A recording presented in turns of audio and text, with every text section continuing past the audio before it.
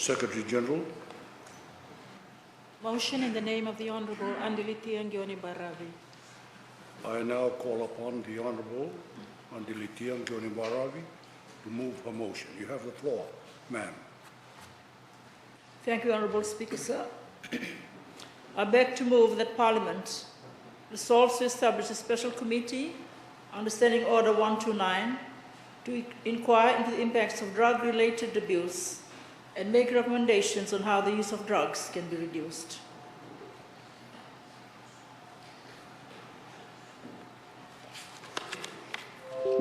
Is there a seconder? Honorable Speaker, I rise to second the motion. I now invite the Honorable Litia Baravi to speak on her motion. You have the floor, ma'am. Thank you, Honorable Speaker, sir.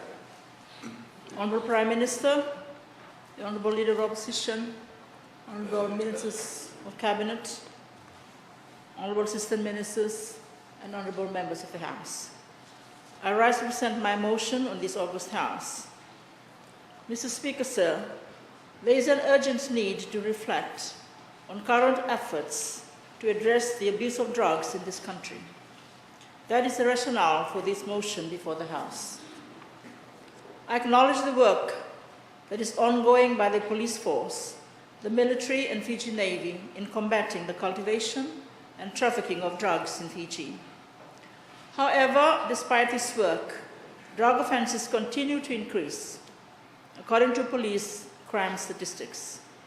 This alarming trend is evidenced by the fact that Fiji had a 560% increase in drug-related offences between 2013 and 18, from 200 drug-related cases in 2013 to 1,400 by 2018.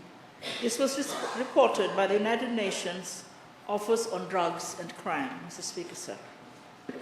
The statistics were presented by the Fiji Police Force at the 43rd meeting of the heads of national drug law enforcement agencies, Asia and the Pacific in Thailand in 2009. According to the report, seizures of parcel posts containing illicit drugs skyrocketed between 2013 and 2018. The report said that this included intercepts of methamphetamine,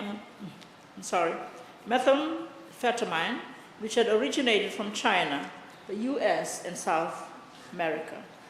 The UNODC report notes that the huge leap from 200 cases in 2013 to 1,400 in 2018 showed the level of infiltration by criminal elites in the Pacific. The report states that for years, organized crime groups have exploited Pacific Island countries and territories as a transshipment point for meth traffic from East and Southeast Asia and North America to Australia and New Zealand. The U.S. Overseas Security Advice Council, OSAC, Fiji Crime and Safety Report for 2020, that was published on 4th of June 2020, states that there are elements of Asian organized crime involved in illegal gambling, prostitution, cybercrime, and narcotics distribution in Fiji. In recent years, Australia outlaw motorcycle gangs have attempted to establish a presence in Fiji, but they do not appear to have caused any significant crime-related issues. The report further states that drug addiction does contribute to some of the petty crime that occurs in Fiji. Penalties for possession, use, or trafficking in illegal drugs, including marijuana, are severe. Convicted offenders can expect long jail sentences and heavy fines. There has been a recent uplift in the local sale and use of meth, which previously only transisted through Fiji on the way to Australia or New Zealand. This past year, sir, there has been a spike in meth-related arrests. This was again confirmed by the Fiji police when it appeared before the Standing Committee on Foreign Affairs and Defense in 2019.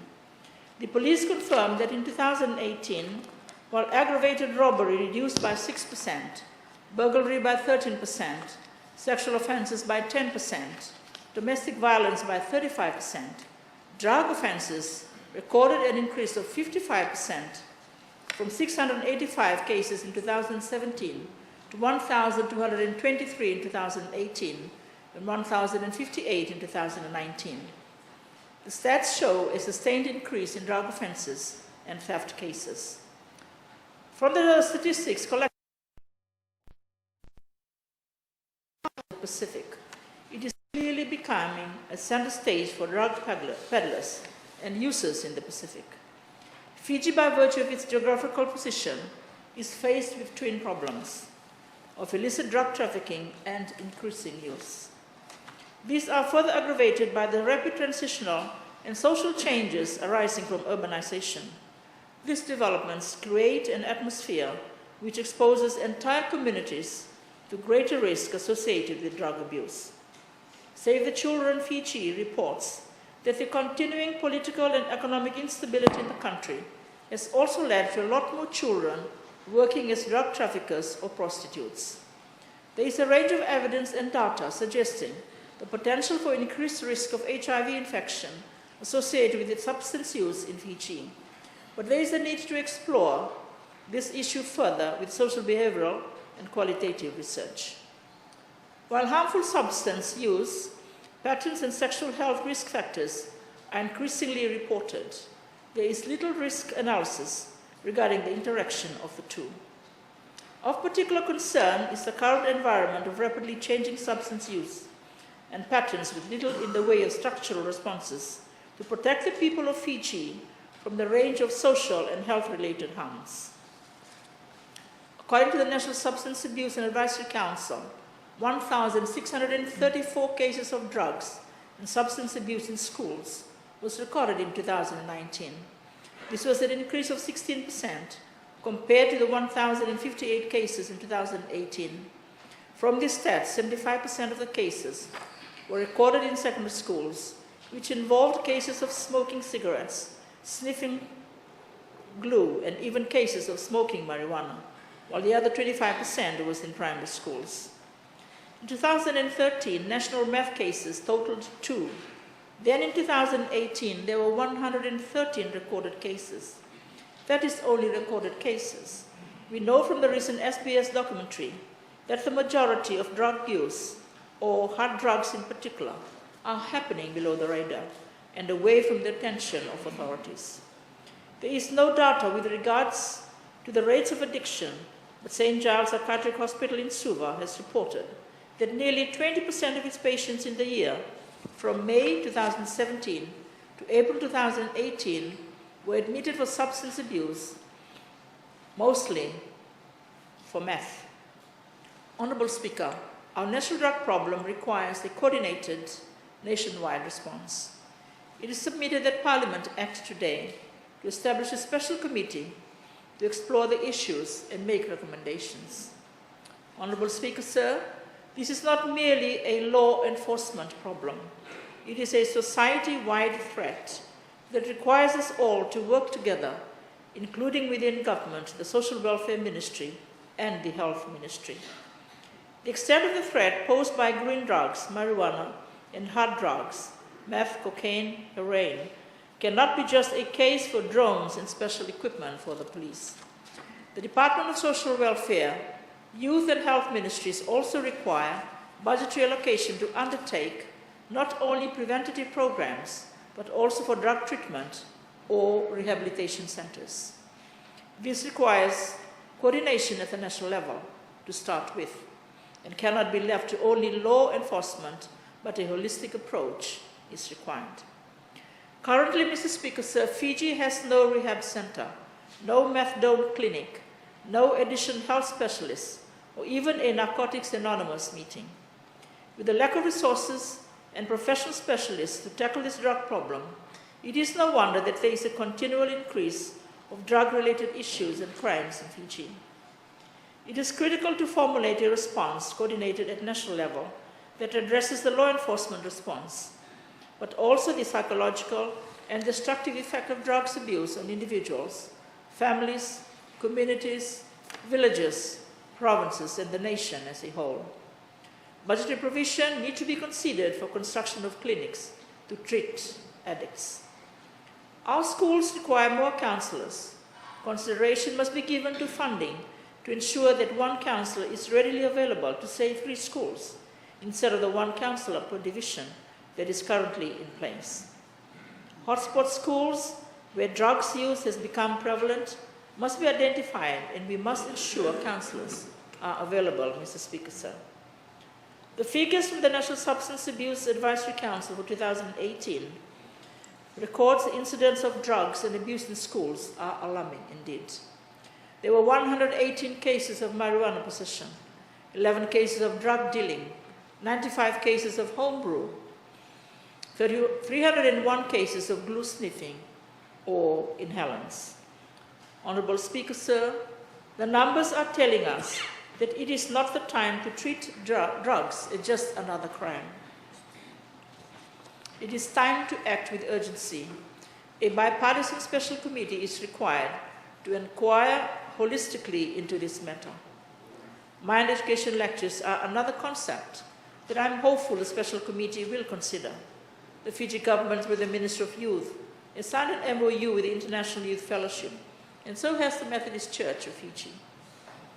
Mr. Speaker, sir, the development of material civilization, which pursues convenience and comfort and encourages absence of communication between people through the development of information technologies, have affected minds.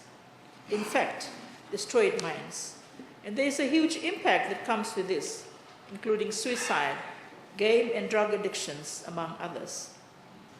Mr. Speaker, sir, I am gravely concerned that if we do not act now to address the drug problem in Fiji in a holistic manner, then the problem will be insurmountable in the next few years.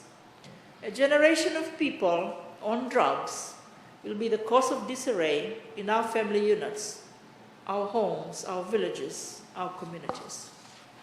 As I had said from the outset, Mr. Speaker, sir, we acknowledge the work that has been carried out by the police and the military. We all have to work together, government, lawmakers, policymakers, the police, the religious bodies, the vanua, the community leaders, NGOs, civil society organizations, to fight this destructive epidemic that will destroy our people and our nation. We need to cooperate across the aisle on this grave matter. That is why, Honourable Speaker, sir, I am proposing that the government lead the special committee, which I propose to be chaired by the Assistant Minister for Health, Honourable Alexander O'Connor, and its Deputy Chair to be Honourable Dr. Salik Govind. The Assistant Minister for Social Welfare, Honourable Veena Bhatnagar, is proposed as the 3rd member, and the other 2 members from this side of the House, the Honourable Salothan Rondo and I. The Honourable Ratitevita Nyumatewalu, the Assistant Shadow Minister for the Ministry of Defence, and I. A bipartisan committee will review all these issues and challenges together in a holistic manner, Honourable Speaker. And I urge colleagues on the other side of the House to agree to the terms of the motion. In considering the terms of reference for the special committee, may I offer the following, Honourable Speaker, sir. 1, the committee is to examine the green and synthetic drugs issue in Fiji from 3 perspectives: those who are unfortunate to be addicted, the drug pushers, and the community. 2, the committee will consider recommendations that include legislative policy and budgetary requirements and recommendations for consideration by government. The committee will submit its report to Parliament within 6 months, that is by the first sitting in 2021. Mr. Speaker, sir, I commend the motion before the House.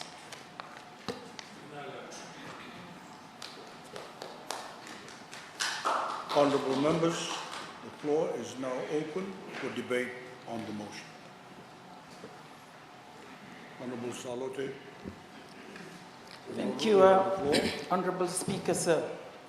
I'd like to highlight again to the House that just last year, in same month, August 2019, the Honourable Tikondundua moved a similar motion in essence.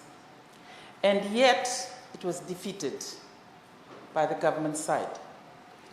And he also had highlighted, alluded to the same sentiments that has been mentioned by Honourable Ngioni Baravi. And in his reply, the Minister for Defense, Honorable Seri Ratu, said that legislations, there's a national framework and policies and programs are in place to combat our drug problem in Fiji. That all these problems, drug problems that are infiltrating our primary schools, our secondary schools, our tertiary schools, and even in the community, will be addressed by the legislations, by the national framework and policies and programs that the government have in place. But Honorable Speaker, I'd like to highlight big performance indicators of those legislations, the national framework, and policies and programs which are just not working.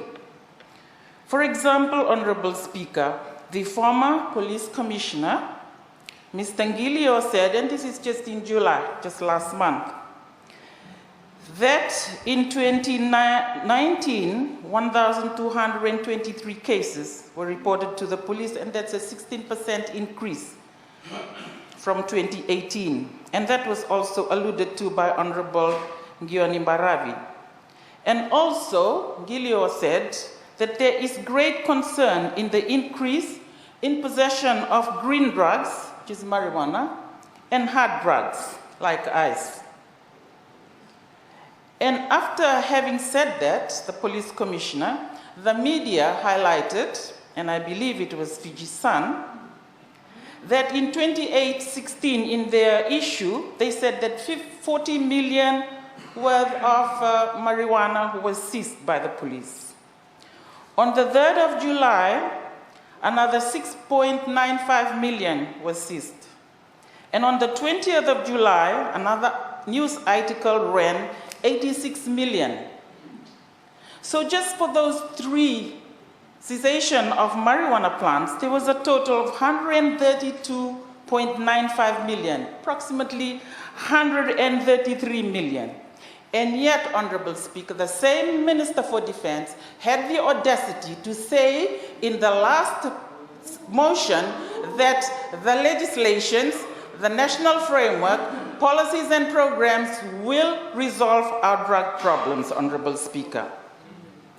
And Honorable Speaker, we also know the media ran stories of almost 100 bars of cocaine that were harvested or they were found floating in our maritime islands. And also, Honorable Speaker, there's a group of mothers that are concerned about their children having been used as peddlers in primary schools and in secondary schools. And they have formed an association, and that is the president is one Miss Ilana Kaloni Singer. And these are mothers, concerned mothers, that have taken things into their hands and have tried to assist the government in having to combat this problem, Honorable Speaker.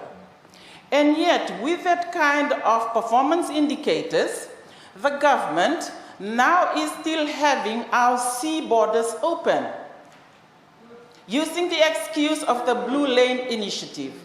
And this Blue Lane Initiative allows yachts, apart from the Super Yacht Act that's still in place, now the Blue Lane Initiative still allows yachts to come into our country.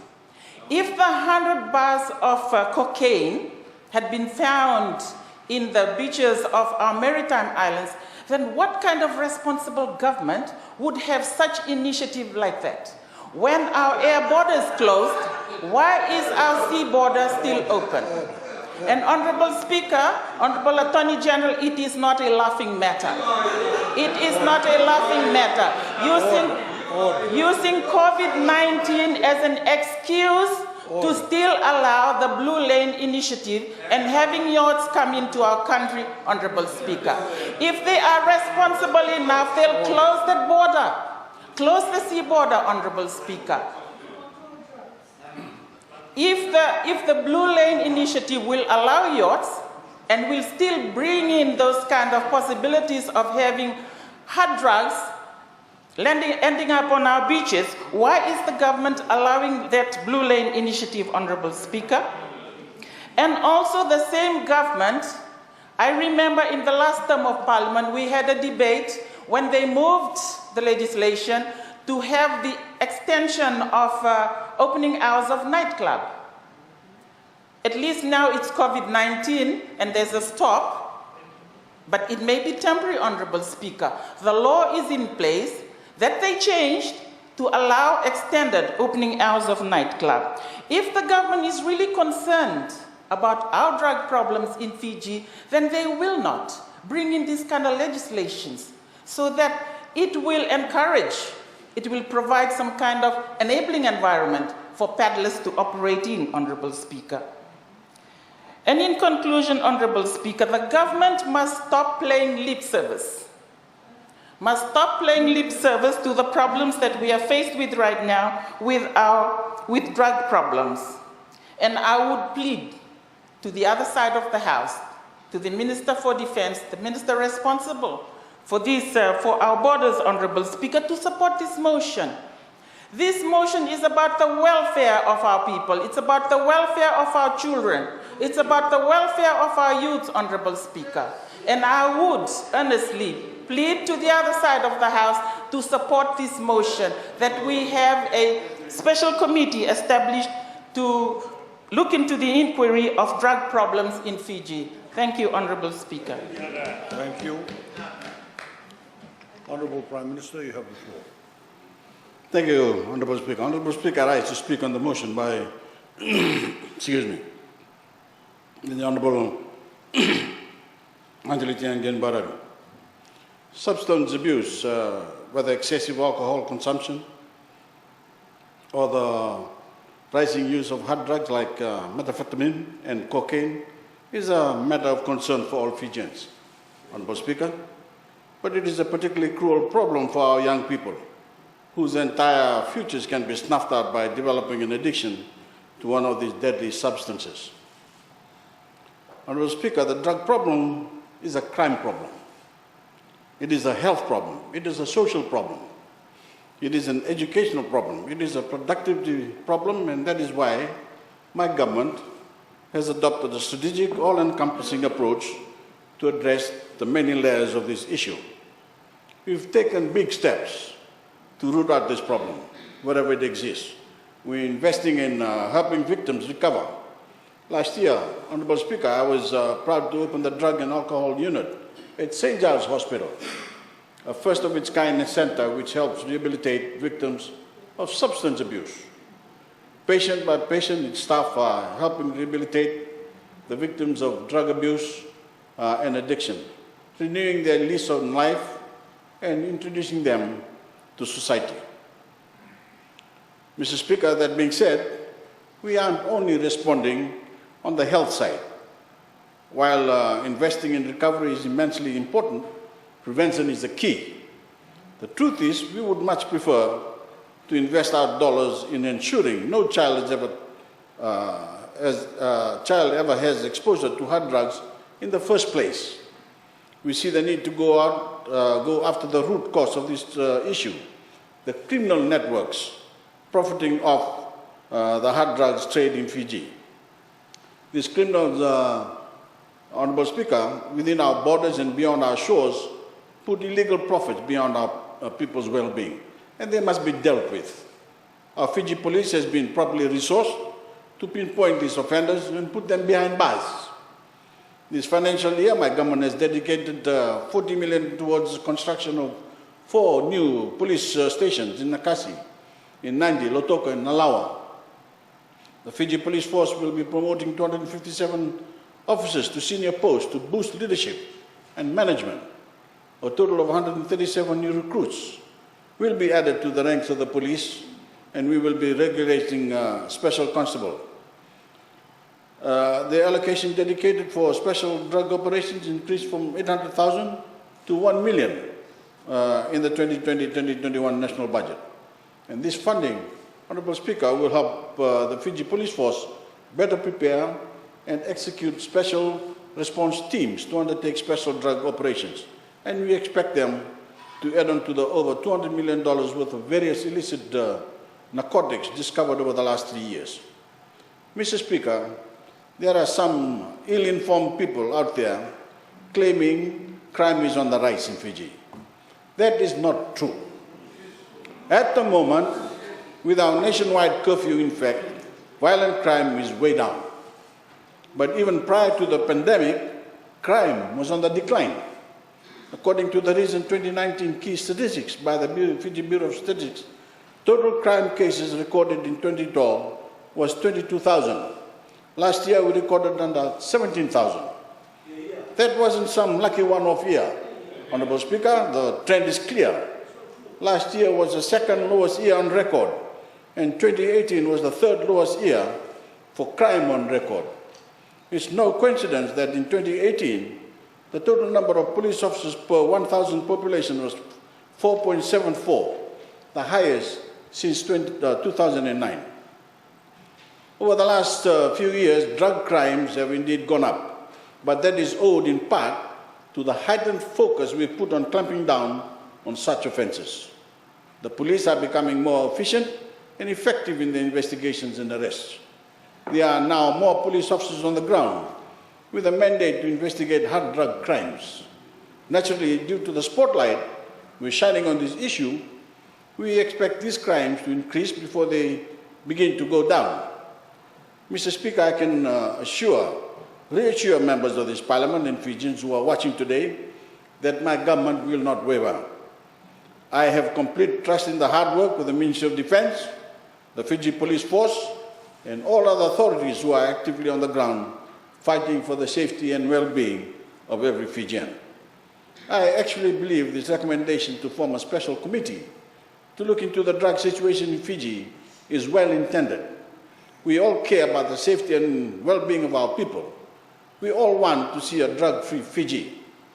This proposal is simply a few years too late.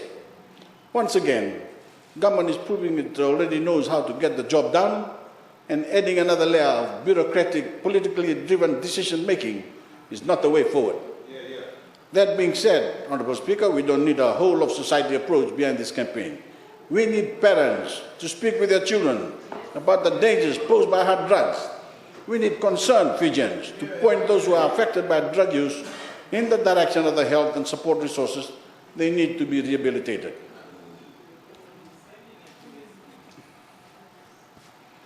That, Honourable Speaker, is all I have to say, and I do not support this motion. I thank the Honourable Prime Minister. Honourable Simeone Rosova, you have the floor. Mr. Speaker, sir. I stand up to support the motion before the House, and I thank Honourable Litia and for the motion. I'd just like to support that Fiji has an ongoing drug problem. According to the National Substance Abuse and Advisory Council, 1,334 cases of drugs and substance abuse in schools was recorded in 2019. There was an increase of 16% compared to the 1,058 cases in 2018. From these stats, 75% of the cases were recorded in secondary schools, which involved cases of smoking cigarettes, sniffing glue, and even cases of smoking marijuana, while other 25% was from primary schools. In 2013, the methamphetamine cases totaled 2. Then in 2013, there was a total of recorded 113 cases. The arrests for drug-related crimes in Fiji has also increased from 685 in 2017 to 1,061 in 2018. There is no data with regards to the rates of addiction, but St. Giles Psychiatric Hospital in Suez reported that nearly 20% of its patients in the year from May 2017 to April 2018 were admitted for substance abuse issues, mostly for addiction to methamphetamine. Currently, Fiji has no rehab center, no methadone clinic, no additional health specialist, or even a narcotic anonymous meeting. With the lack of resources and professional specialists to tackle this drug problem, it is no wonder that there is no continual increase of drug-related issues and crimes in Fiji. The response to drugs and drug-related cases are reactive response, whereby, according to Commissioner of Police, Brigadier General Fijivillage, families and communities are suffering. The raids and the work of the police and military on the fight against drugs have been vigilant. However, on the other side of the spectrum, there is no response with regards to drug use issues and the impacts, the psychological and physical effects of drug abuse on individuals, families, communities, village, provinces such as mine in Kandavu, and eventually our nation. Mr. Speaker, sir, there is about 6 of us from Kandavu. The issue is always coming up that Kandavu is a destiny for marijuana cases. And I think it is very unfair for the media and everybody to be making Kandavu a drug destination or where we grow marijuana. But then government, at least,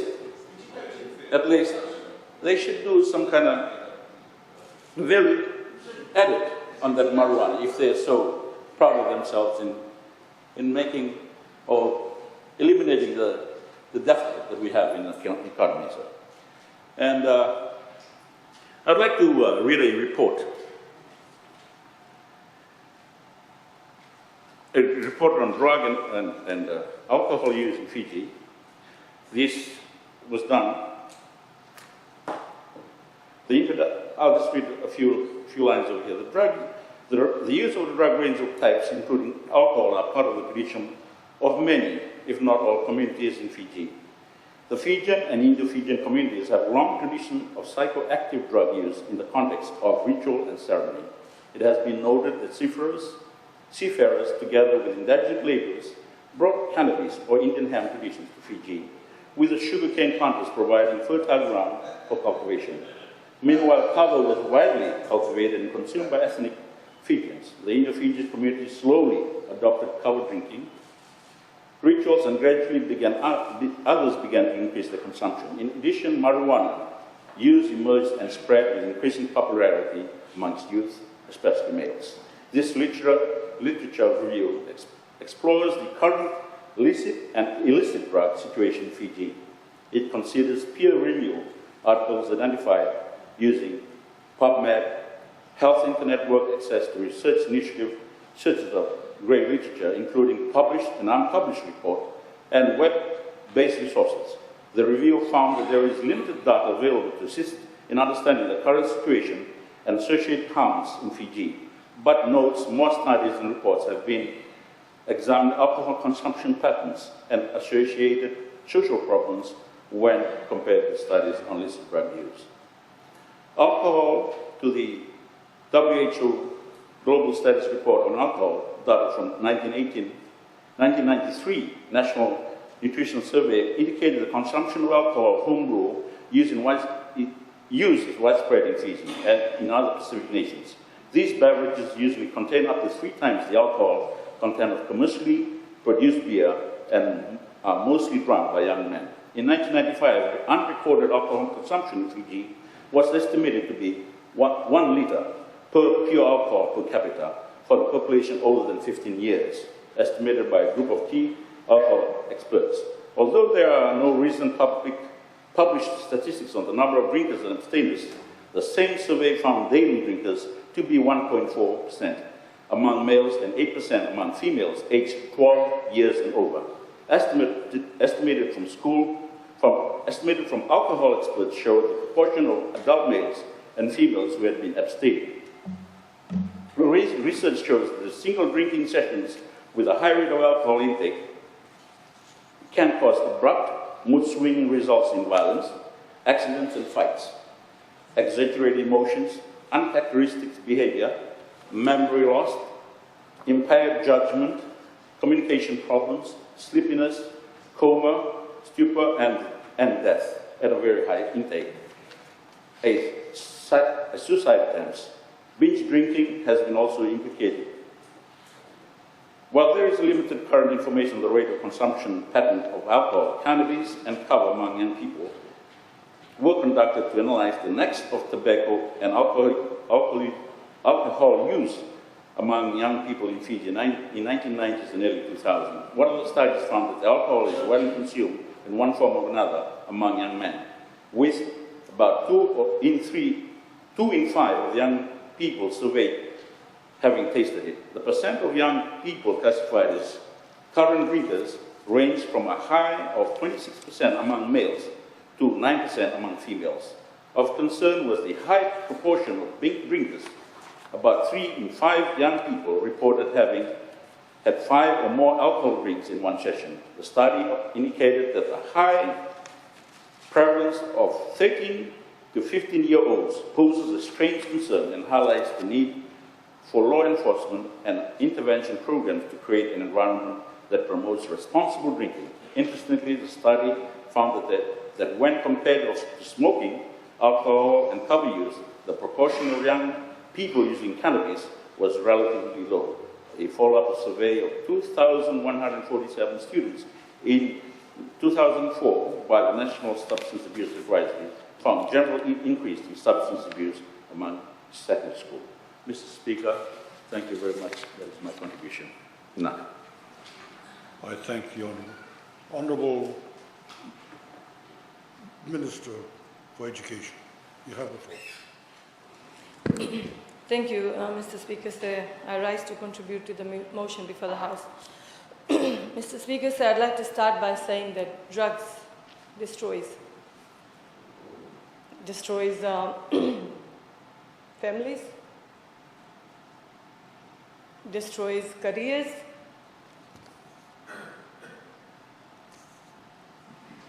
it has the power to destroy individuals. Like I said, it destroys. And we must, as responsible members of the community, wage a war on drug abuse, especially given the fact that it's a very serious matter. It is affecting our young, our children, our adults.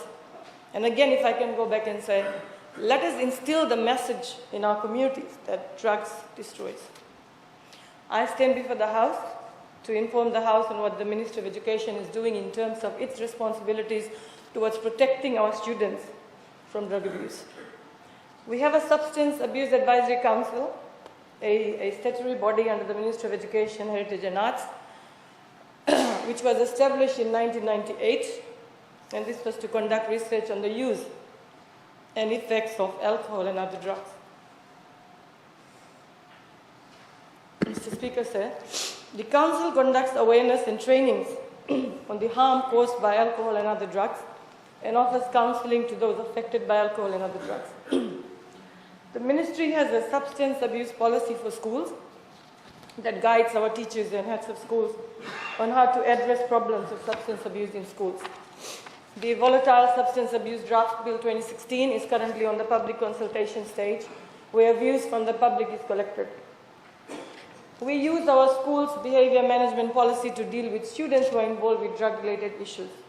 Drug-related offences are registered as grade 1 offences within the school. We train our teachers on how to address students with drug problems and the proper ways to make referrals to our stakeholders like the Social Welfare Department and the Juvenile Bureau within the Fiji Police Force. Mr. Speaker, sir, counselling of students also includes parents who are found to be using or abusing drugs. We are providing mentoring support services to students who are involved in drug-related offences, and to date, we have engaged 21 retired school teachers to help the National Substance Abuse Committee deal with their responsibilities. We are also creating awareness programs to parents in communities on how to improve their parenting task at home. We commemorate International Drug Abuse and Illicit Trafficking programs in schools on the 26th of June every year. We produce and distribute materials related to drugs, and of course these booklets and posters are provided to schools and the communities. We engage with our stakeholders, especially the Police Drug Unit, the Ministry of Health, Ministry of Defense, Child Welfare Services, organizations such as Drug Free Fiji and other counseling organizations. We also use mass media, TV, radio, and social media platforms to spread the information on drugs and its related impacts. Of course, we are still strengthening our policies on drugs. We are going to strengthen our policies in engaging with parents, guardians, and community more on drug harm reduction programs. At this point, Mr. Speaker, I'd like to enforce the role that parents play in ensuring that children stay out of this. Parental engagement, parental supervision, parental monitoring of the whereabouts of the children and the company that the children stay in is equally vital. We need to ensure that our children make the right choices. How do we do that? And we've always said that these things must start from home.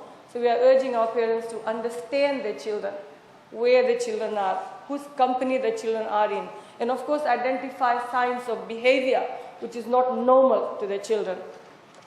We will maximize the use of mass media and social media platforms to send messages to our students. And we will continue to produce brochures and posters on drugs. And like I said, we will continue to work with our stakeholders on drug rehabilitation programs, especially the Ministry of Defense and the Police Drug Unit. The progresses that we've made, the Volatile Substance Abuse Draft Bill, like I said, is currently on public consultation. We have endorsed the school drug policy, and this is already being implemented in all our schools. We are continuing to train our teachers on how to handle students with drug-related issues. Of course, we have a zero tolerance for drug use and possession in our schools, and all such cases are reported to the police within 24 hours of being found by teachers and the heads of schools. The TV advertisements featuring our rugby sevens players already airing with messages of staying away from drugs. Of course, we are seeing a notable increase in the number of drug-reported cases in schools, and like I said, we will continue to ask for reporting of such cases, and we've advised our heads of schools no such case should be swept under the carpet, and we will continue to work with the police in terms of reporting such cases. And of course, we've noticed an increase in number of students that go through drug-related counseling, and we've seen that the students that go through counseling have shown improvement. Mr. Speaker, so with this, I can assure the House that as part of the Ministry of Education, we will continue our efforts, but we need to work with all our stakeholders, and especially our community leaders and our parents, in ensuring that we make our children aware of the dangers of drug abuse. Again, let me conclude by saying it could be any of us. It could be our loved ones, it could be our children, it could be our neighbor, it could be our spouse who gets involved in this, and it destroys. It destroys, and I'm so glad we are talking about this. But because we are doing so much, the enforcement agencies are doing so much, we have legislations in place, health is doing their share, social welfare is doing their bit, Ministry of Education, it's a stakeholder partnership. And for that reason, because there's so much being done, I do not support this bill. Motion. I thank the Honourable Minister for Defence. You have the floor. Thank you, Mr. Speaker, sir. Mr. Speaker, the Honourable Prime Minister and the Honourable Leader of the Opposition, Honourable Members of Parliament, ladies and gentlemen, again, good evening, and thank you for this opportunity to speak on the motion before the House. Mr. Speaker, sir, as the Minister responsible for Defence, National Security and Policing, please allow me to make some comments or short interventions on the motion that has been moved by the Honourable Litia and Barabi. Mr. Speaker, sir, as correctly stated by the Honourable Rondondro, Salvatore Rondondro, this is similar to the motion by the Honourable Pio Tirundundua in August 2019, whereby the Honourable Member moved that this Parliament urgently appoints a special parliamentary committee under Standing Orders 1 to 9 to holistically look into the multifaceted risks of the hard drug situation in Fiji. Mr. Speaker, we are not going to deny or question the facts that has been presented before the House, but we are not opposing simply for the sake of opposing. The motion by the Honourable Tirundundua and of course the motion by the Honourable Litia and Baravi. We in this, on this side of the House, we are well versed with the developments related to drug issues in the country. And let me say, as Minister responsible, Honourable Speaker, sir, that I have a lot of confidence and faith in what we already have in place and the work that are being undertaken by all stakeholders, and of course the policy documents that are related to this that are finding its way into Parliament. Thus, though there is no need for us to have this special committee again to look into the issue, and I will try and touch on this during my contribution this evening, Mr. Speaker. Sir. Mr. Speaker, again, I acknowledge the honourable member's concern. And let me say that government equally shares this concern with great priority. Whilst acknowledging Honourable Gyon Barabi's motion and the issue raised by the honourable member, I must reflect and reiterate the mechanisms that the ministry has in place to combat this drugs issue. It's only vital that I respond so that we are all aware of the measures in place and logically evaluate whether or not there is a need to establish a special parliamentary committee. Let me start by, again, linking what we're doing, Mr. Speaker, sir, with the United Nations and particularly the UNODC, or the United Nations Office for Drug and Crime. This is not only a domestic problem for Fiji, but this is a global issue, Mr. Speaker, sir. And within the region, and even if you look at our neighbor Tonga, Tonga's situation is worse than Fiji. I say that again. It's not only a local or domestic issue, it's a global issue. And even in the region, we have our neighboring Pacific Island countries that are in far worse conditions than ours. And of course, we don't want to go down that lane, Mr. Speaker, sir. There was a special United Nations General Assembly special session on the world drug problem that was convened in 2016. And of course, out of that special assembly session, Honorable Speaker, sir, there was an outcome document out of the special session that we are aligning all our efforts towards this drug issue. And the three major outcomes, Mr. Speaker, sir, and the Honourable Gyon Barabi has talked about the terms of reference. When the National Narcotics Strategy will be presented to this August House and to all stakeholders, it basically covers all the areas that she has been referring to in the terms of reference. But the three major outcomes when it comes to drug-related issues are demand reduction, supply reduction, and harm reduction.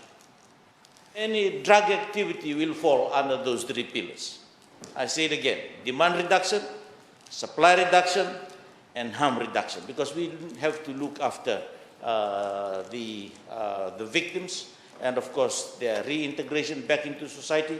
I will touch that very briefly. Mr. Speaker, sir, I've mentioned about the process of domesticating this, and right now, if it was not for COVID-19, it would have been passed already by Cabinet, because this National Narcotics Strategy, aligned to the outcomes that I have stated earlier, Mr. Speaker, sir, has been developed, and of course it's with the permanent secretaries now for their comments as part of the consultation before it gets to Cabinet. Let me talk more about this National Narcotics Strategy. And of course the outcomes to be achieved is through a holistic approach, and this strategy aims to ensure health, safety and security, promote development, reduce social and economic impact of drug-related harm in Fiji.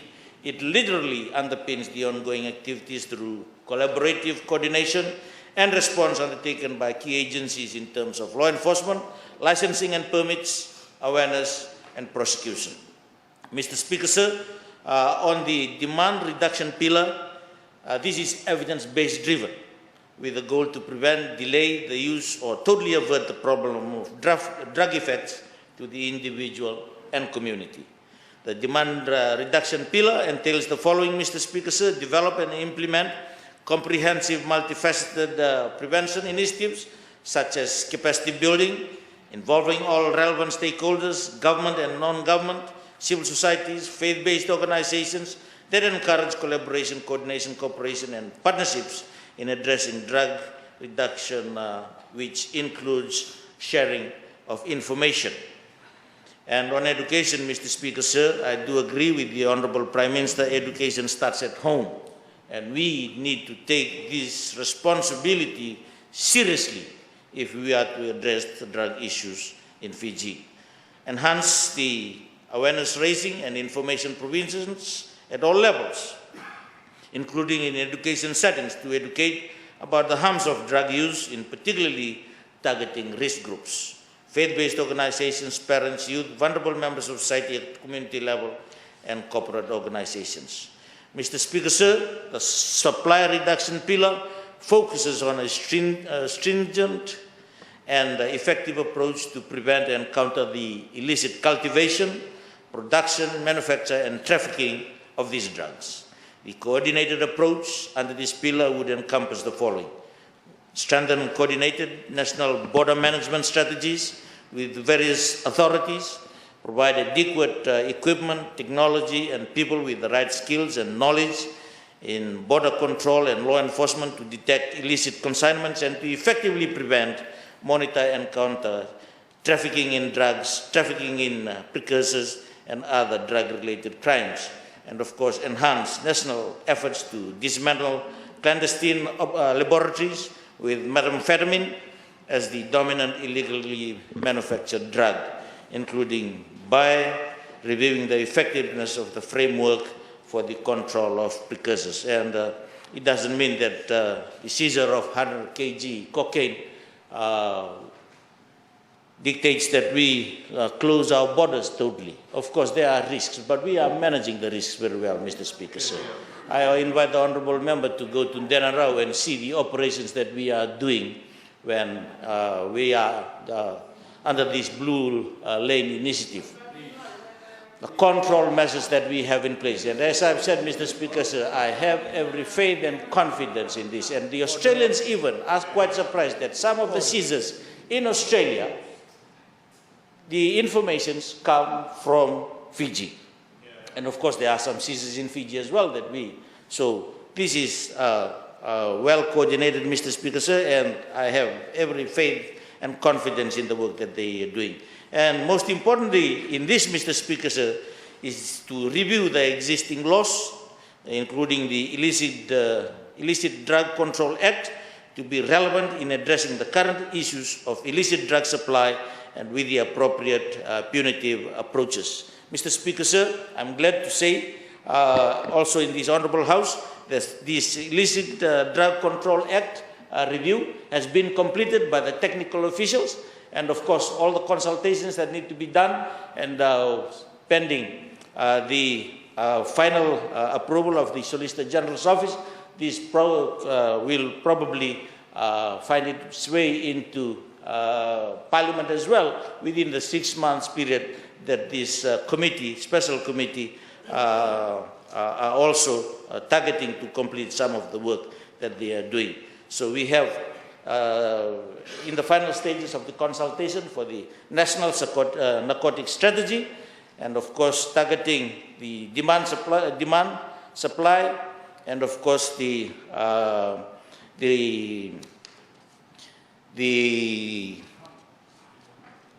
harm reduction, and of course looking at our National Illicit Drugs Act, which also is in the process of being completed, Mr. Speaker. So, Mr. Speaker, my ministry is also working very closely with the other agencies, particularly on harm reduction aspect, which will focus on correcting human and social behaviors post-drug use. This will be achieved through the following: enhancing our rehabilitation capacity to treat, assist in recovery, and reintroduce these individuals back into society, enhance support provided to counseling services or programs with an appropriate counseling framework to aid rehabilitation processes, ensure adequate access to treatment, rehabilitation, and reintegration services, including prison settings, use of culture and tradition as a platform for strengthening rehabilitation and reintegration. And lastly, Mr. Speaker, sir, is to establish dedicated drug use disorder treatment and rehab units in the central, eastern, western, and northern which includes inpatient and outpatient and community-based, as well as ensure capacity building for service providers in delivering treatment and rehabilitation services. And the Honourable Prime Minister has stated about the opening of the drug and alcohol unit at the St. Giles Hospital on 6 November 2019, and this is, of course, a remarkable achievement which attests to government's efforts in addressing the health drug issues. Mr. Speaker, sir, the Ministry is also working closely with government agencies and civil society groups and international partners in developing a robust strategy and action plan to combat illicit drugs. This strategy and its actions plan are in its final stages of completion, and once endorsed by Cabinet, it will be an operational document that will provide guidance to agencies in their fight against drug abuse and illicit trafficking. A few weeks back, Mr. Speaker, sir, before the launching of the National World Drugs Day in Lautoka, we tested out this, where all the agencies of government and civil societies, particularly the youth groups,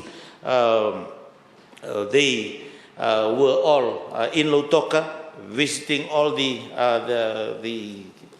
communities in Lautoka, and we learned a lot of new lessons from that experience, Mr. Speaker, sir, and something that I have discussed with the senior management of the police during my meeting with them last Wednesday, that this probably is the way forward in terms of us working together with civil societies, where they take the lead and we stand back and just provide all the necessary assistance, because the communities see ownership in these programs when it's led by civil societies and NGOs and our community leaders, rather than being led by the government agencies, particularly the police in uniform.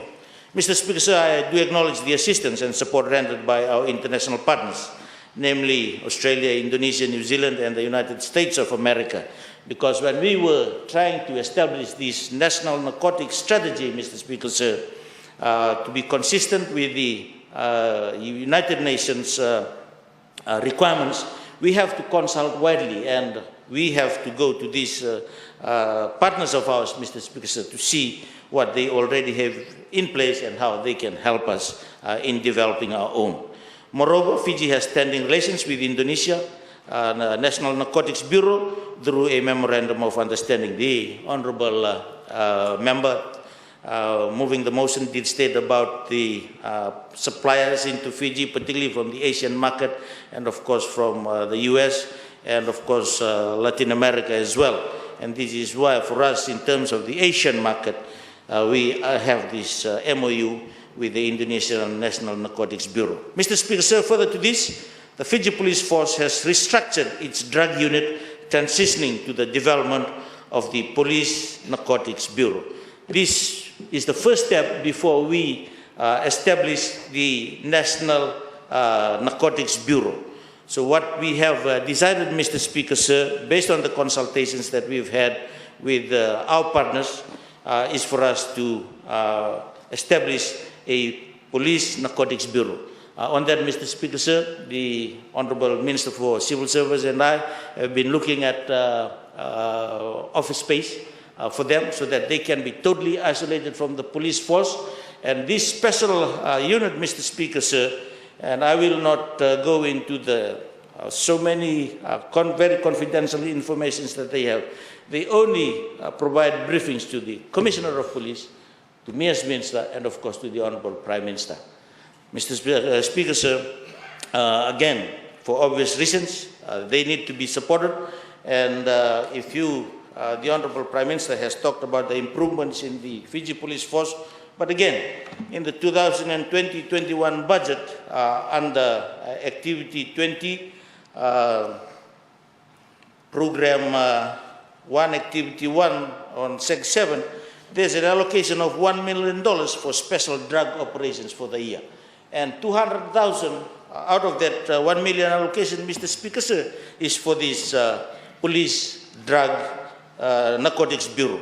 And the intention is, once we have the office, is for them to have their fusion center. I'm sure the honourable members of the Defence and the National Security Committee have been to the fusion center that we have at the naval base, where you see the immigration office, and of course Fiji Revenue and Customs. They are all located in that. So the Fusion Center will bring together into the office, the Police Narcotics Bureau, all the key stakeholders to help us in terms of overseeing the supply reduction regime, focusing on enforcement, border security, licensing, and permits, analysis of drugs, and of course prosecution as well. Having a dedicated bureau means a more coordinated effort by agencies under this regime to respond effectively and efficiently in our fight against illicit drug trafficking. The integrated approach will ensure the development of necessary capacities and capabilities required by these agencies. Mr. Speaker, sir, in modernizing our approach, the Fiji Police Force has also acquired drones with cameras to assist in its drug operations targeting inaccessible areas.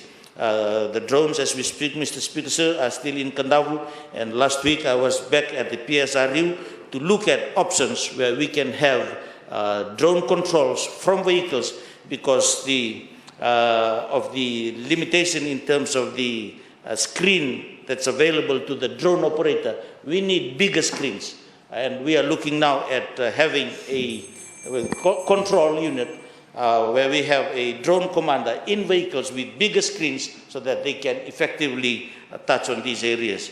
So this again is exciting development. And of course, if you have been following the news lately, the installation of CCTV cameras in Nosori is again another positive direction towards this. Mr. Speaker, sir, of course, green drugs and white drugs, methamphetamine particularly, or some people refer to call it meth, white, speed and ice, with a lucrative market and local manufacture.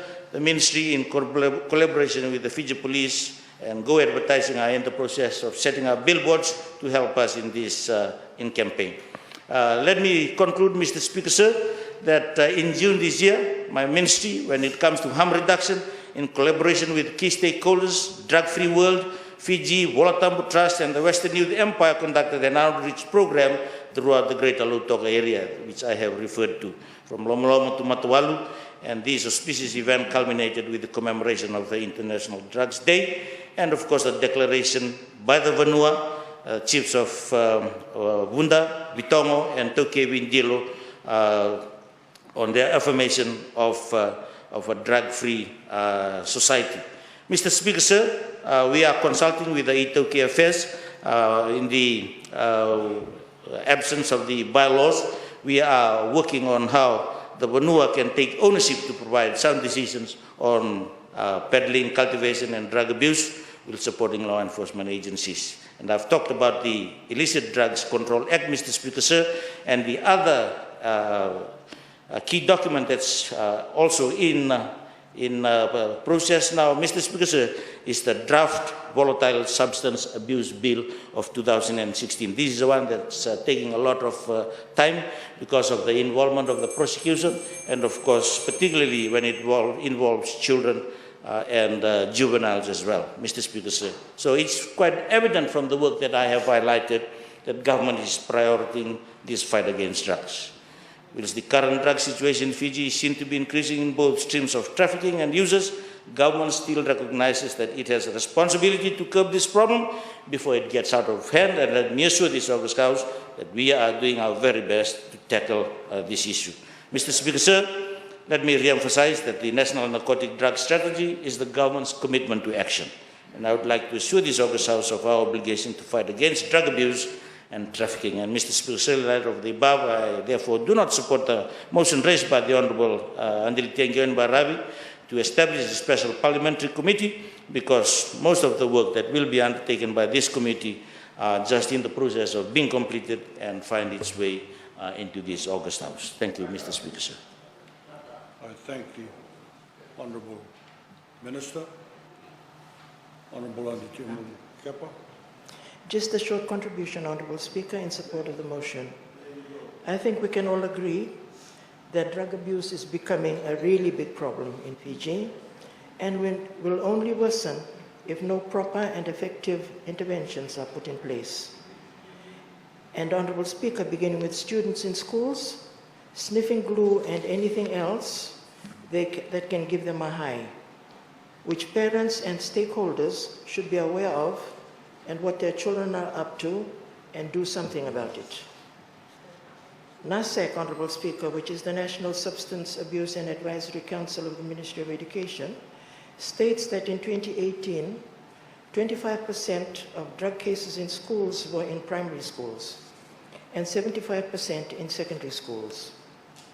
And has been quoted by our side of the House, police did say that 1,223 drug cases recorded last year was an increase from 16% in 2018. Excuse me, Honorable Speaker. In schools where incidents recorded were of drug-related cases, proper and professionally skilled proactive interventions are not available, as funding for school counselors have ceased with no budgetary allocation. There is no more funding, Honorable Speaker, for people with proper skills to help students and even help the staff. School chaplains are also removed from government schools. Perhaps if school counselors and chaplains were present in RKS, the indiscipline over the past week and highlighted in the media might have been a non-issue and non-event. Teachers are already overburdened with discipline issues, Honorable Speaker, where students, aware of their rights, don't take kindly to correction. They don't take kindly to correction, Honorable Speaker. So with two structures removed from the school system, that is, student counselors and school chaplains in government schools, another structure is provided by boarding school allowance for teachers to monitor and supervise students during after-school hours. Who can forget the video of that young boy in school uniform getting whacked with a wooden table leg by his cohorts also in uniform? Had teachers been on duty providing supervision, they would have been there bringing the situation under control. Many teachers, Honorable Speaker and Prime Minister, right now concentrate on teaching. Whether students are learning or not is another story. So to expect unskilled teachers to deal with students with a drug issue would be very interesting. So the question is, how can students be assisted proactively on drugs and other discipline issues? In conclusion, Honorable Speaker, because this motion has asked for us to put in recommendations, the recommendations that I have here, Honorable Speaker, is that proper budgetary allocation be provided for A, school counselors in secondary schools, B, chaplains in government boarding schools, C, boarding school allowance for teachers supervising students during after-school hours, to ensure students are provided adequate structures for skilled assistance to minimize drug abuse. I support this motion, Honorable Speaker. I thank the Honourable. We've had sufficient debate on this. I'll give the floor to the Honourable Attorney General and the last speaker on the other side, Honourable Volatile. You have the floor. I'll be very brief, Mr. Speaker, sir, and thank you for this opportunity. Mr. Speaker, sir, I just wanted to very quickly highlight the point. If you read the motion, it says that the committee is going to inquire into the impacts of drug-related abuse. I think nearly every speaker that stood up and spoken, they've all highlighted what is actually the impact of drug-related abuse. We all know that. So you don't need a committee to tell us that. Next one, and make recommendations on how the use of drugs can be reduced. Again, all the different agencies know what can be done, what needs to be done. Again, we don't need a committee to tell us that. So if you look at the wording of the motion, the issues that the intended motion through the committee seeks to do is already out there in the public space. The Minister for Defence very lucidly and in detail highlighted what is actually happening. The Honourable Prime Minister highlighted the issues in respect of that. We can also see that everybody talks about, the social responsibility of parents. If you look at the drug abuse, some of the well-known cases, of course, we know of, which have been highlighted in the media, are people from high net worth local individuals, you can see. Many would argue some of the children have turned to that because perhaps a lack of spirituality in their lives, that material well-being is not enough. So they seek satisfaction outside material well-being. In other instances, there are a lot of children or young adults who are turning to drugs, or teenagers, because the parents are actually absent from their lives. So these are very, socially driven issues, and we need to be able to look at not a special parliamentary committee to tell us that. We already know that. The level of expertise that rests outside this chamber is far more than the cumulative knowledge that we all have. We have experts, we have counsellors, the Ministry of Health, through the unit that's been set up, as the Prime Minister highlighted, through the St. Giles, the National Drug Advisory Council. They have experts there. We've allocated over $600,000 to them. So that level of expertise already exists. What is also, I think, I wanted to pick up on the point that the Honourable Prime Minister said, we don't need another layer of bureaucracy that is highly politicized. Honourable Kepa, unfortunately, has left. But even from her statement, you can see the kind of digression that she went away from the actual motion itself. And therefore, what this committee actually would be vulnerable to are those kind of political digressions from the main subject topic. That is important to understand. Honourable Randondro has given a very rudimentary analysis of yachts coming into Fiji.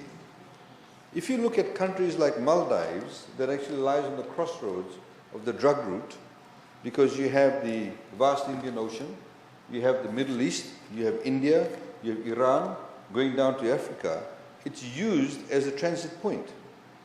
Similarly, as the Honourable Minister for Defence highlighted, that's what Fiji and the area around this is being used as a transit point for drugs coming from South America or Central America to the lucrative markets of Auckland, Melbourne, Sydney, and perhaps onwards. And normally what happens is the transit points, there is what we call some spillover effect. So the point is that, again, as the Honourable Minister highlighted, that there needs to be coordination amongst all the different countries in that region. That's precisely what they're doing through the Prime Minister's office, through the Minister of Defence office, with our Australian and New Zealand counterparts. The cocaine that Honourable Randondro keeps on talking about are what we call, these drugs are dropped off in the high seas or near coastal areas for other yachts to come and pick it up.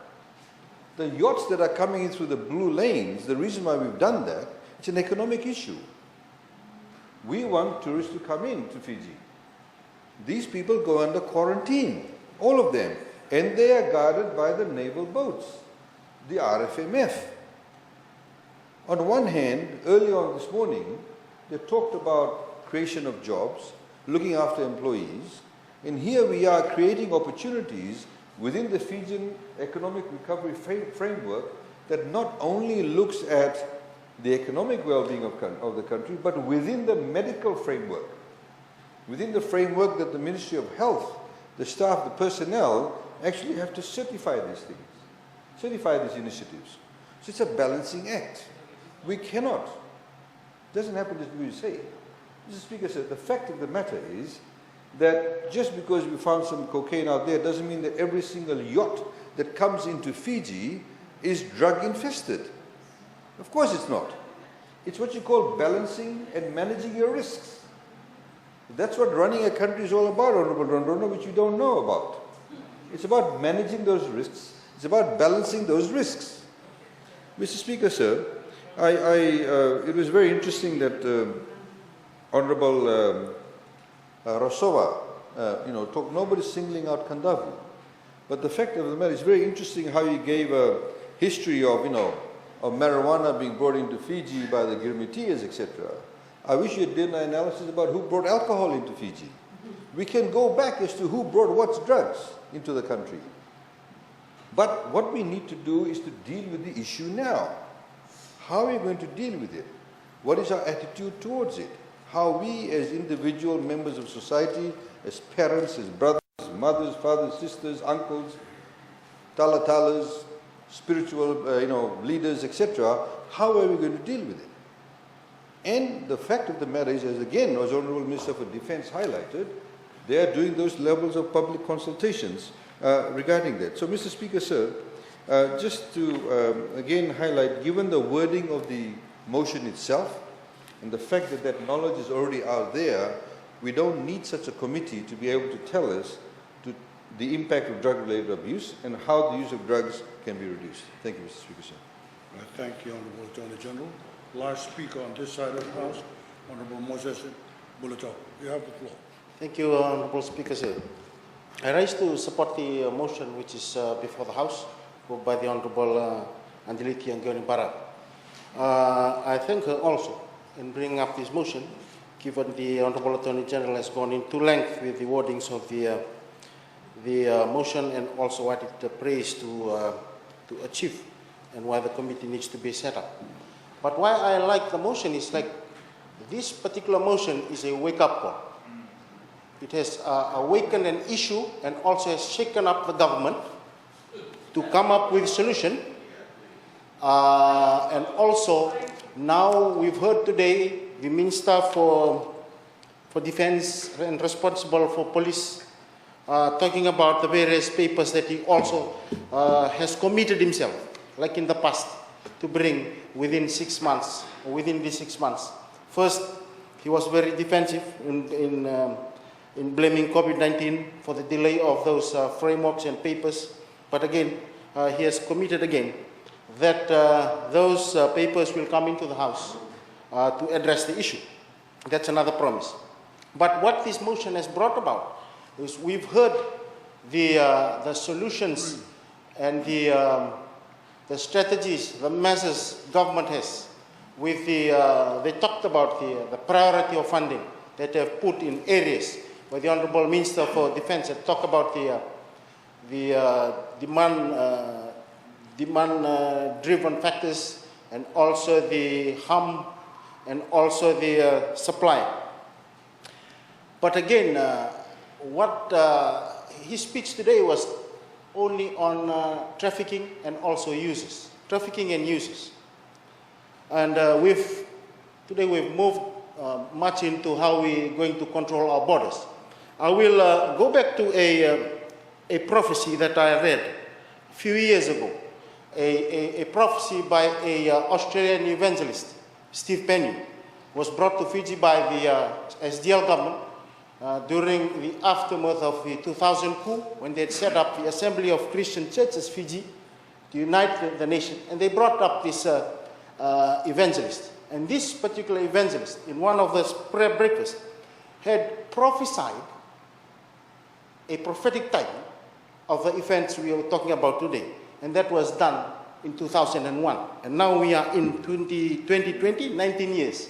He had prophesied, I can recall that line where he said, in years to come, we need to pray that God should close up your borders, because it will be entry point for drugs, and it will come into your town and it will eventually reach your villages. So Fiji, you need to pray. Those were the words by a prophet of God back in 2001. And again, this prophetic time, when God gives us those kind of things to look into the future, and now we are into the manifestation stage. The Honorable Minister for Defense is also a Talatang at the Assembly of ANCF, and he knows about spiritual timings and also the spiritual realms and how it manifests in the physical realm. And now we are into the manifestation part of it, and what we need to do. While we need to keep watch both on the spiritual side of it, where it's talked about the measures that they are going to engage with Talatalas and also other NGOs and also other religious group, Honorable Andisalai. These are some of the areas probably that they need to engage, because the closing of the borders is one issue, but I'm going to talk about how this is a spiritual problem, given those that are affected with drugs, do suffer relapses or withdrawal symptoms. And these are some of the things that they face. And to remove this kind of lust of using drugs, I think there needs to be a spiritual solution to it, on how the human spirit can be, there needs to be kind of a renewal of a mind and renewing of the spirit. So people, the solution is there, because the physical body can only move, but it's moved by a spirit which is within. That is some of the things that we should look into when we talk about various measures that government is putting in place, and various things that we might be boasting, that we might have the technologies and also the rehabs, but it goes hand in hand with other spiritual measures too that we need to take to fast and pray for our nation, because this is a drug war, and we are fighting a drug industry which is making money knowing that there is demand in the country. And having said that, I think the Honorable Prime Minister said amen. But the issue again, Honorable Prime Minister, is not only about trafficking. It's more into reviewing our laws in terms of pharmaceutical supplies, in terms of the drugs, medical drugs that we bring into Fiji. I had a chat a few months ago with some senior officers from the Fiji Police Force who are in the drug unit, and they also confirmed that most of the drugs that are available in our pharmacies, they contain the bits of chemicals that could be mixed together to cook drugs in Fiji. So this is not something that's only trafficked from outside through yachts. The problem we face now is that Fiji, the containment measures that we need to make when Fiji starts producing this, given there is a demand market, as what the Honorable Minister has already said. What measures do we have to bring down all those places they will be cooking up all this? And these are some of the things that probably they need to review and remove from ourselves through a proper review on the pharmaceutical, the laws concerning medical drugs, to review the various drugs who are all part of cooking up the drugs that would endanger our various citizens. That's why I said that I really support what the Honorable Litia has done. It's another awakening for us. We may boast about the things that we are currently doing, but again, when this kind of motion comes into the House, it's an indication that nothing has been done, or the public view on the daily reporting of cases in the media, the mainstream media, and also in other areas. This shows the concern that is there, and that's why it has come up to this level, to this House. And I only wish, like the government members on the other side, all the time they always talk about bipartisan approach, and why the opposition always don't agree to bipartisan approaches in trying to solve national interest and national issue. And this is an example where the opposition has offered a hand to work with the government. We acknowledge the amount of work government has done in the area, and also the research that they have done, and also the information and the consultations that they have conducted so far, but they don't have the solution for all the problems. They will need the views of this bipartisan committee to move around. They could be only taking views from the stakeholders, from the enforcement agencies, the benefits of setting up a community, to move around the country, to the various villages, the various settlements, and also the rural areas. Because this is a big concern in the rural areas. If these hard drugs, white drugs, green drugs, it's already a big problem in the rural areas. And if these white drugs end up in the rural areas where we don't have equipped police stations, we have lazy police officers, we have what we call some corrupt police officers who are rogue, who also part of this, they have connection to these criminal syndicates and also the network. there has been allegation of, even before a raid takes place in a particular area, even some police officers, they ring that particular, those drug lords. These are some of the things that we are fighting against.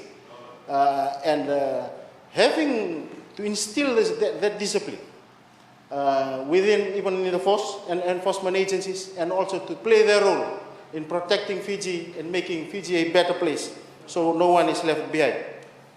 These are some of the things, Honorable Speaker, sir, that I would like to remind this August House.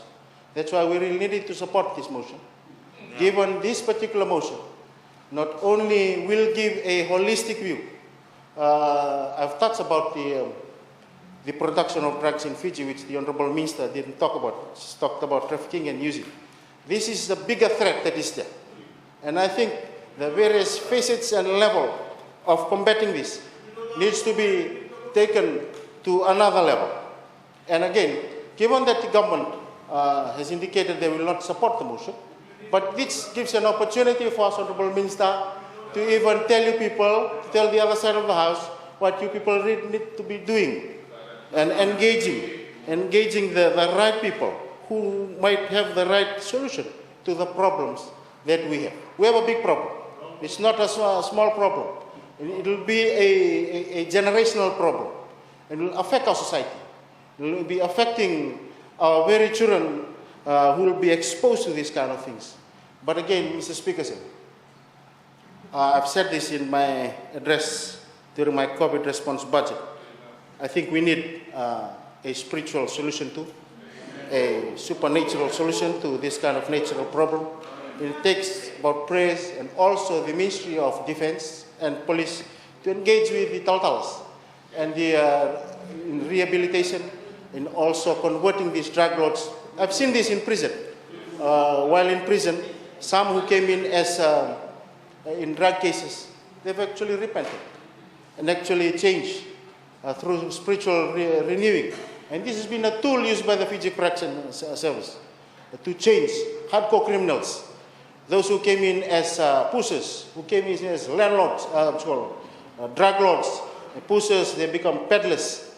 And the effects of this, not only I've seen this on the street in villages, the effects of it even in prison. Mr. Correlabisau, you know, when a particular prisoner faces from relapses, when he's disconnected, when he's not consuming these drugs, he goes to the length of even cutting up their body with a razor blade to release that the withdrawal symptoms that comes in.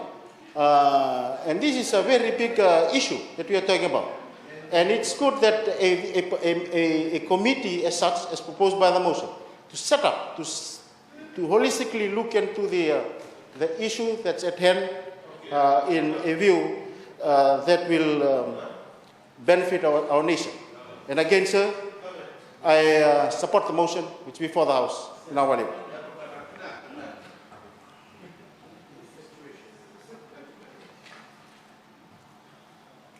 I now call on the Honorable Litia to speak in reply.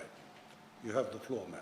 I thank you, Honorable Speaker, for this opportunity to respond to the comments that have been made in this House this afternoon. First, I'd like to say that I'm disappointed that government sees fit to reject the motion.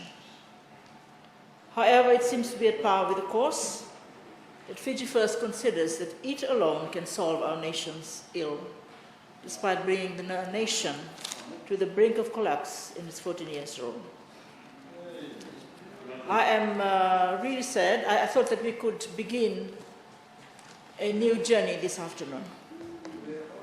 Be that as it may, Mr. Speaker, it is to be hoped that government policies, whether by action or omission or failure to act, are not designed to ruin our people and the nation. Mr. Speaker, may I say that the ability to see the issue as a problem rather than the messenger as the problem is critical to anyone holding a position of leadership. The Fiji First brand of imposing rather than consulting is exactly why the nation is in dire straits today. The stats published by police shows very clearly that government inactions or stubbornness to act on the meth trafficking resulted in the oversupply of meth, such that traffickers then began to sell it very cheaply on our streets. While the Honourable Prime Minister mentioned that increased cases show police effectiveness, a special parliamentary committee would have elicited the truth of the matter. I reiterate, Honourable Speaker, that this is not merely a police problem. We note that there is almost weekly announcement from police of drugs raids netting millions of dollars or the marijuana plants. With respect, sir, I believe the hard or synthetic drugs are more of a threat to our nation and our way of life. The motion was proposed for a holistic inquiry, precisely because it is drugs, the hard drugs, that pose the greater threat. That is why, sir, it is mysterious as why we do not get regular reports of raids on yachts or vessels that are trafficking drugs into Fiji. Neither do we hear about raids on the OSEC report of Asian organized crime members which are pushing the hard drugs like ice on our streets. We cannot be fobbed off with just news of marijuana raids. So I urge the Minister for Defense that we await with bated breath for a crackdown on Asian organized crime gangs on yachts or vessels trafficking drugs into Fiji and through Fiji. I also wish to reiterate Honourable Salvatore Rondo's question. With the seas being used as the drug superhighway that runs from the US, South America and Asia to and through Fiji, why is our nation welcoming yachts with blue lane? We are hearing anecdotal evidence that yachts are stopping by maritime islands and inviting children on board. It appears that neither the residents of the maritime islands nor the yacht operators are aware of the rule that they are not supposed to stop by the islands, especially in the time of this devastating COVID-19 pandemic. What measures are in place to ensure yachts respect the conditions, and why aren't our communities aware that they should not welcome these visitors who may bring COVID-19 or drugs or other contraband into the country? Does tourism override the interests of our people, their health and their future, given the real and present threats of coronavirus pandemic and of synthetic drugs to our people and our nation? I acknowledge the Honourable Minister for Defence comments that drugs are a global issue. He also said that some of our neighbours have it worse than us. I'm saddened to note that Tonga was previously the drug transit point until our borders were basically opened up and the drug traffickers happily came to ply their trade. The fact that there may be more ice users in Tonga is not an excuse for our government to sit on its laurels. Yes, they may have had it around for longer, but we need not wait until it gets worse to ensure a nationwide and holistic approach. I call on the Minister to convene a national forum with all stakeholders, including chiefs, the Vanua, as well as religious bodies and civil society, because we must have a coordinated approach and national plan of action. The time to act is now. It is unfortunate that government continues to think that it alone has all the answers and refuses to acknowledge its own responsibility for the current problem. I thank the Minister for his invitation to go and see how the blue lane is being implemented in Danarau. The question, Mr. Speaker, sir, what is happening to the yachts before they reach Danarau?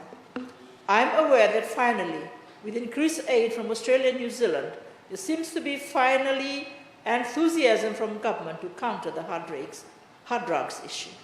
This does not take away its responsibility to ensure a national plan of action, in particular, to involve the Ministers of Health, Social Welfare, Youth Education, as well as the religious bodies, the Vanua, civil society, and everyone in Fiji in the war against drugs. It has to be a war against drugs. I'm glad to hear from the Minister that a national plan of action is being devised, and that is near completion. May I request the Minister to involve the chiefs and the Vanua, the bodies, in the drafting of this plan. I thank you, Honourable Minister, for the opportunity to respond to the comments that have been raised this afternoon. Thank you, sir. The Parliament will now vote on the motion. The question is that Parliament resolves to establish a special committee under Standing Order 129 to inquire into the impacts of drug-related abuse and make recommendations on how the use of drugs can be reduced. The members of the special committee shall comprise the following. A. Honorable Alexander O'Connor, Chairperson. B. Honorable Dr. Salih Govin, Deputy Chairperson. C. Honorable Veena Bhatnagar. D. Honorable Ratu Kevita Nahuralevu. And E. Honorable Andi Litia Jonibara. Does any member oppose the motion?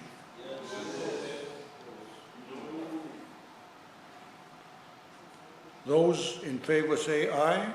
Aye. Those against say nay. Nay. The nays have it. The motion is therefore defeated. Secretary General. Questions? I give the floor to the Honorable Pio